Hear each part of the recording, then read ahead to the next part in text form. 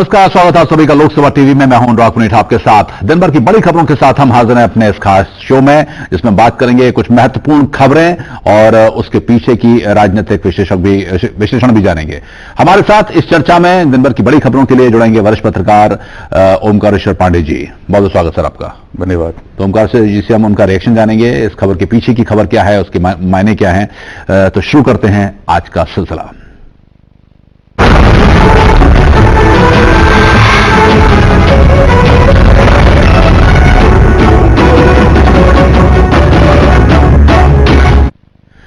24 दिसंबर हो गई है, कुछ ही दिन बचे हैं नया साल आने में। नए साल की खुशियां तो होती हैं पूरे देश में, दिल्लीवासी भी खुशी मना रहे हैं, लेकिन एक डर या एक आशंका उनको सताए हुए है, और वो है दिल्ली सरकार का एक फैसला। क्योंकि पिछले कुछ समय में दिल्ली में पॉल्यूशन का लेवल बढ़ा और जब एक खतरनाक स्तर पर पहुंचा तो दिल्ली सरकार ने कुछ कदम उठाए, और उसी कदम में से एक है दिल्ली में जो प्राइवेट व्हीकल्स हैं, जो कारें हैं, उसमें ऑड इवन का एक नियम लागू करना है। 1 से 15 जनवरी तक दिल्ली सरकार ऑड इवन फॉर्मूला लागू करने जा रही है। यानी कि जिसकी गाड़ी में अगर का आखिरी डिजिट अगर ऑड पर खत्म होता है तो वो उस दिन गाड़ी नहीं चला पाएगा, इवन नंबर की गाड़ियां चलेंगी, और इवन डे के दिन ऑड नंबर की गाड़ियां नहीं चलेंगी। ये एक इस तरह का फॉर्मूला है जिस पर दिल्लीवासी खासी चर्चा कर रहे हैं। कितने % व्हीकल पॉल्यूशन होता है, यानी कि वाहनों से निकलने वाला जो पॉल्यूशन का लेवल है वो कितना कंट्रीब्यूट माना जाता है, और क्या इस तरह के कदम से कुछ राहत मिलेगी। हालांकि कुछ संशोधन और कुछ अमेंडमेंट किए हैं, कुछ राहत दी है, कुछ छूट दी है अरविंद केजरीवाल ने। उन्होंने इस पर विज्ञापन भी किया है, लोगों को जागरूक करने की भी कोशिश है, लेकिन बहस जारी है। इस बहस को पहले देखते कैसे हैं, इस इनिशिएटिव को कैसे देखते हैं आप? देखिए, दो बातें हैं। पहले तो मंशा देखी जानी चाहिए। स्वच्छता अगर मंशा है, अगर दिल्ली में प्रदूषण है तो उसके बारे में आप कोई ना कोई कदम उठाना चाहते हैं, आपकी मंशा बिल्कुल ठीक है। लेकिन आगे जो कुछ आप करना चाहते हैं और एक तरह से ड्रास्टिक वे में कोई एक्शन लेना चाहते हैं, तो आपको जमीन की स्थिति का भी ध्यान रखना पड़ेगा। आपको थोड़ा प्रैक्टिकल भी होना पड़ेगा कि आप ये सोचते हैं कि हर पड़ोसी और दोनों मिलके, मैं और मेरा पड़ोसी दोनों दिल्ली के पर्टिकुलर इलाके में ही जाते हैं, ये पॉसिबल नहीं है। मेरा पड़ोसी हो सकता है पीतमपुरा जाता हो, मुझे जाना है नेहरू प्लेस, तो हम कैसे जाएंगे? हम उसके साथ कोऑर्डिनेट कर ही नहीं सकते। आप ये मान के चल रहे हैं कि हर आदमी एक ही दिशा में जा रहा है, तब कारों की शेयरिंग कैसे हो पाएगी? दूसरा, ये अभी तक नेचर में, कल तक तो हमारी बात नहीं हो पाती थी। तो ये जो सामाजिक ताना बाना है, अचानक पड़ोसी को फोन करना पड़ेगा, भाई साहब देखिए मुझे ले चलिए, फिर वो करेगा आप मुझे ले चलिए, फिर हम किधर जा रहे हैं, वो ये बड़ा अव्यावहारिक सा है। क्या आपको लगता है कि चूंकि पॉल्यूशन का लेवल बड़ा, कोर्ट की तरफ से एक तरह का फटकार लगी, तो नी जर्क रिएक्शन जिसको बोलते हैं वो है उस तरह? 10 साल पहले की दिल्ली को देखिए, जिस समय आप आईटीओ पर अगर खड़े हो जाएं तो धुआं धुआं हो जाता था, आपके मुंह नाक कान सब भर जाते थे धुआं से। उसके बाद से ही सीएनजी दिल्ली में लगाए गए, सीएनजी के पंप, काफी सुधार हुआ। आज भी प्रदूषण है, हम मानते हैं कि प्रदूषण है, लेकिन उसको ठीक करने के दूसरे तरीके हैं। पब्लिक ट्रांसपोर्ट को हमें बेहतर बनाना होगा, हमें बाकी सारी व्यवस्थाओं को देखना होगा कि उसके लिए हम फिर जागरूकता फैलानी होगी। उसी तरह की जागरूकता जैसे एलपीजी गैस के मामले में प्रधानमंत्री मोदी ने कहा कि भाई जो लोग सक्षम हैं वो अपने आप छोड़ दें। 30 लाख से ज्यादा लोगों ने अपने आप छोड़ दिया। उसी तरह ये करना चाहिए कि भाई जितने लोग सक्षम हैं और जो संभव है कि कार शेयर कर सकते हो वो कार शेयर कर लें, और भी सुझाव आए। ये अचानक से मुझे ऐसा लगता है दिल्ली सरकार को भी इसका एहसास हुआ है, तभी मुख्यमंत्री अरविंद केजरीवाल ने 15 दिनों के लिए इसको लागू किया है कि प्रायोगिक तौर पर हम देख लें कि कितना लोगों को इससे फायदा नुकसान हो रहा है और कितनी परेशानी हो रही है। बस ठीक है, इस पर कुछ रिएक्शंस आए हैं, वो रिएक्शंस भी आप अपने दर्शकों को दिखाते हैं केजरीवाल के दिल्ली सरकार के इस फैसले पर। मुकेश चंद्र का जो इससे पहले ट्रैफिक सीपी हैं, वो उनका इंटरेस्टिंग है कि अभी तक नोटिफिकेशन नहीं आया है। ऐड जा चुके हैं, हमने और आपने सुने होंगे, तमाम बातें हो रही हैं, उनको नोटिफिकेशन नहीं है, जबकि लागू उनको करना है। हम एफएम रेडियो पर रात भर सुनते हैं, हर 10-20 सेकंड के बाद केजरीवाल जी का वो आता है, और वो इतना ज्यादा उनको इसलिए भी करना पड़ रहा है कि वो स्वयं कहीं ना कहीं महसूस कर रहे हैं कि भाई एक गलत फैसला हो गया है, अब कैसे पीछे हटें। तो धीरे धीरे इस चीज को, अधिकांश चीजें तो आपने एग्जेम्प्टेड कर दी हैं कि इनको भी छूट है, इनको भी छूट है, इनको भी छूट है, इनको भी छूट है। अब बच कौन सा गया? वो समुदाय बच गया जो नौकरी पेशा है, जो मध्यम वर्गीय है, जो भाग दौड़ करके काम करता है, या जो बिजनेस से जुड़ा हुआ है। तो प्रभाव इस पे पड़ेगा। मुझे लगता है कि इस 15 दिन के प्रयोग को भी और अगर शॉर्टन किया जा सकता है तो करना चाहिए और कोई व्यावहारिक फैसला होना चाहिए।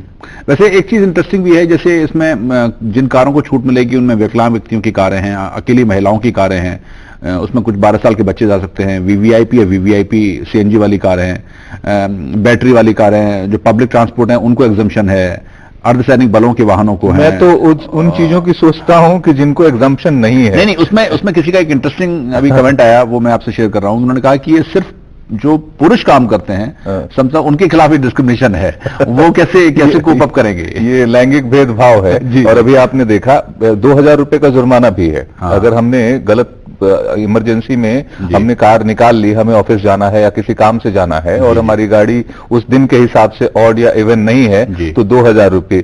ये दिल्ली पुलिस को भी अच्छा खासा मौका मिल जाएगा, जिस पर पहले से आरोप लगते रहे हैं कि साहब ट्रैफिक पुलिस किसी मामले में रिश्वत लेती है या कुछ करती है। तो एक तरह के कैओस की स्थिति पैदा हो सकती है। बिल्कुल।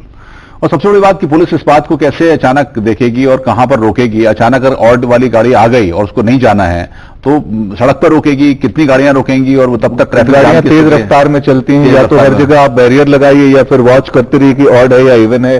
कितनी गाड़ियों के नंबर आप चेक करते रहेंगे इस तरह। बिल्कुल। तो ये स्थिति है जिस पर कि दिल्ली सरकार भी पशुपेश में है और सबसे बड़ी बात लोगों की तरफ से बहुत पॉजिटिव रिएक्शन नहीं है। ज्यादातर लोगों का मानना यही है कि इस पर पहले से और मंथन किया जाना चाहिए था। और बात बीजेपी से सस्पेंड हुए सांसद कीर्ति आजाद की, जिनके डीडीएसीए में कथित धांधली के आरोप जो कि लगाए थे उन्होंने कि डीडीएसीए में धांधली हुई है, उसके साथ ही वित्त मंत्री अरुण जेटली पर आरोप लगाए थे। उसके बाद ये मामला गर्म हुआ था। कीर्ति आजाद के समर्थन में आज कुछ लोग भी सामने आए और उन्होंने कीर्ति आजाद के समर्थन में नारे लगाए। ब्रेक में जाने से पहले हमने कीर्ति आजाद के निलंबन और उसके समर्थन में आए कुछ लोगों के बारे में बातचीत की थी, लेकिन अरुण जेटली जिन पर निशाना साधा है आम आदमी पार्टी ने और कांग्रेस पार्टी ने, उस पर अरुण जेटली ने, वित्त मंत्री ने आज जवाबी हमला किया और फेसबुक पोस्ट के जरिए ये बात कही उन्होंने, जिसमें उन्होंने कहा कि कांग्रेस को उन्हें जिम्मेदार ठहराया है। शीतकालीन सत्र के दौरान अरुण जेटली ने अपने एक तरह से कहें कि बचाव में कही। एक तो इसको कैसे देखेंगे, और चूंकि हम ब्रेक में जाने से पहले बहस भी कर रहे थे क्योंकि अब वो निशाने पर हैं वित्त मंत्री और कांग्रेस आम आदमी पार्टी एक साथ खड़ी है, उधर कीर्ति आजाद तो नहीं है। मुझे लगता है कि मुद्दों पे जवाब आना चाहिए था। ये कोई जवाब नहीं हुआ। जो मुद्दे उठे हैं उसका जवाब नहीं आ रहा है और यही कीर्ति आजाद कह रहे हैं। दूसरी बात आप गौर करिए कि इसकी जांच की कार्रवाई दिल्ली सरकार ने स्वयं नहीं की है। इसकी जांच शुरू हुई है, गृह मंत्रालय ने एक चिट्ठी लिखी 15 जून को स्पोर्ट्स मिनिस्ट्री को, central sport union sports ministry को। यूनियन स्पोर्ट्स मिनिस्ट्री ने दिल्ली सरकार को 15 जुलाई को वो पत्र भेजा है कि भाई ये घोटाले की बात आ रही है, इसकी जांच कराई जाए। तो ये कहीं ना कहीं जांच तो उनकी अपनी सरकार के आदेशानुसार हो रही है। पर इसमें एक बात ये भी आई थी कि यही गृह मंत्रालय ने जब दिल्ली सरकार को लिखा था कि आप जांच करें, तब उन्होंने कहा था कि नहीं ये हमारे पर्व्यू में नहीं आता है। अब चूंकि थोड़ा पॉलिटिकल माइलेज है, थोड़ा खेल मंत्रालय के माध्यम से जब चिट्ठी गई और खेल मंत्रालय ने जब ये लिखा कि आप ये दिल्ली का क्रिकेट आपका क्रिकेट है, तो इसलिए फिर उनको जांच दोबारा शुरू करनी पड़ी।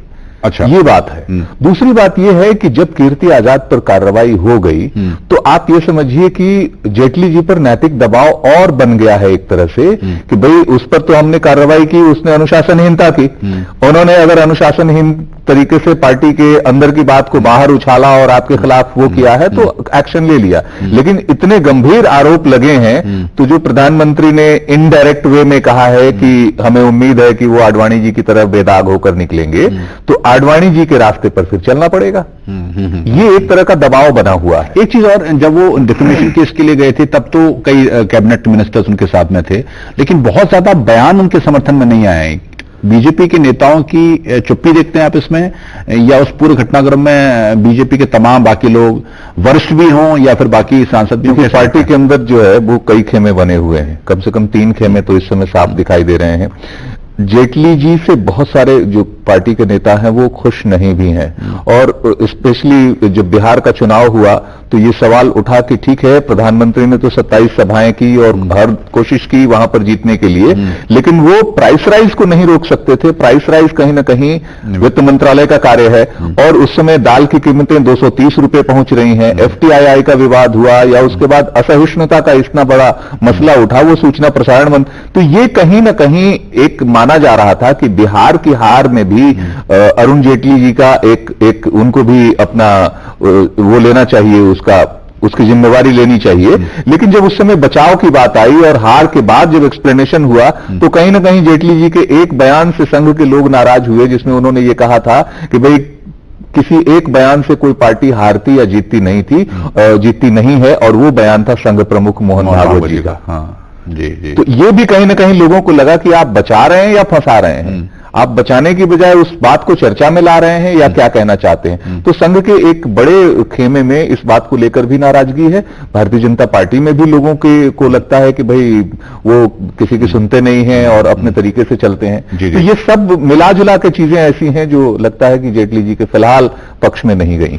कांग्रेस के प्रमोद तिवारी क्या कहते हैं और आम आदमी पार्टी के आशुतोष का बयान इस बारे में क्या है, वो आपको सुनवा।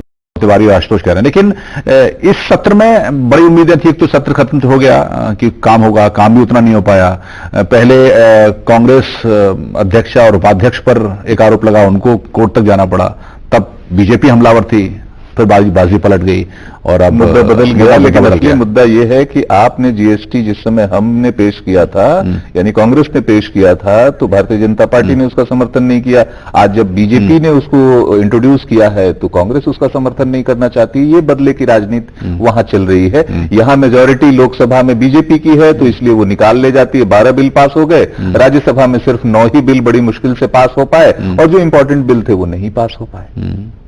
बीजेपी के प्रधानमंत्री के चूंकि अब रूस गए हैं, वहां से कुछ विजुअल आ रहे हैं, लेकिन बीजेपी के लिए परेशानी अपनी पार्टी के अंदर से भी इस सत्र में दिखाई दी है। काफी परेशानी भीतर से है। भीतर से जो यहां तक कि जो फ्लोर पर जितना सहयोग होना चाहिए वो भी उतना नहीं दिख पा रहा है। जिस तरह से फ्लोर कोऑर्डिनेशन में भी थोड़ी मुझे लगता है कि कुछ समस्या है। चलिए, अब अगली खबर का रुख है। प्रधानमंत्री रूस के दौरे पर पहुंच गए हैं और आज उनकी मुलाकात रूस के राष्ट्रपति व्लादिमीर पुतिन से हो रही, और ये आपको दिखा दें, ये क्रेमलिन में ये मुलाकात कई समझौता पर दस्तखत उन्होंने। रूस और भारत पुराने सहयोगी रहे हैं, रक्षा के क्षेत्र में एक लंबी दूरी तय करी है। हालांकि पिछले कुछ समय से भारत का जो झुकाव है वो अमेरिका की तरफ बढ़ा है, पश्चिम के देशों की तरफ बढ़ा है, और ये संभवतः एक इशू इस तरह का भी है जो कि रूस के साथ उठ सकता है। तो रूस के राष्ट्रपति के साथ ही मुलाकात, जिसमें कि कई समझौतों पर दस्तखत होने हैं। ये हम विजुअल्स भी दिखा रहे हैं क्योंकि रूस के राष्ट्रपति के साथ मुलाकात भी है, व्लादिमीर पुतिन के साथ। इस दौरे को कैसे देखते हैं? और चूंकि इंडिया का थोड़ा फोकस अमेरिका की तरफ ज्यादा रहा है पिछले कुछ समय से, रूस को थोड़ा सा उन्होंने उतना नहीं पूछा है। 10-15 सालों से जब हमारा अमेरिका की तरफ झुकाव हुआ है, रूस अपने आप थोड़ा हमारे से अलग हुआ है। वरना रूस भारत का सबसे बड़ा रक्षा के क्षेत्र में सबसे बड़ा सहयोगी और सबसे विश्वस्त साथी रहा है। 1971 के युद्ध के समय जिस समय अमेरिकी सेना नौसेना आगे बढ़ गई थी हमला करने के लिए, उस समय रूस हमारे साथ आकर खड़ा हुआ था। और ऐसे अनेक मौके हैं जिस समय रूस ने हमारा एक विश्वस्त साथी की तरह साथ दिया है। इसलिए भारत और रूस के संबंध सिर्फ सैनिक स्तर पर, सामरिक स्तर पर नहीं है, सामाजिक स्तर पर भी भारत और रूस के लोग एक दूसरे को भावनात्मक रूप से बहुत एक दूसरे के करीब समझते हैं। पिछले दिनों एक रूसी साहित्यकार ने यहां तक कह दिया था कि रूसी महिलाओं को अगर शादी करनी हो तो वो भारतीय पुरुषों से शादी करनी चाहिए। वहां बच्चे पैदा करने की समस्या है, कम बच्चे पैदा हो रहे हैं, इस तरह की। तो इतना जुड़ाव है। आप ये देखिए, ब्रह्मोस हमारा जो मिसाइल बना है वो दोनों देशों ने मिलकर उसको डेवलप किया है। और भी रक्षा के क्षेत्र में काफी कुछ अभी एयरक्राफ्ट कैरियर वहां से लिया है, जो कि बिल्कुल एडमिरल गोर्शकोव को लिया है। और अब जो है वो एयर डिफेंस मिसाइल सिस्टम लेने जा रहे हैं। और ये कुडानकुलम की तरह और भी जो परमाणु बिजली परियोजनाएं भी रूस के साथ लगाने की बात हो रही है। लेकिन आपको लगता है रूस को ये प्रॉब्लम रही होगी कि पिछले हम इतने साल से आपके सहयोगी रहे, जब भी रूस क्राइसिस में था, वो चाहे क्रीमिया की बात हो या अभी सीरिया और टर्की में उलझा हुआ है, बोले तब भारत उतना साथ नहीं है हिंदुस्तान रूस के जितना कि वो अमेरिका के साथ में ये बिल्कुल रूस को ये इस बात की थोड़ी परेशानी रही है और इस वक्त रूस और भी ज्यादा परेशान है।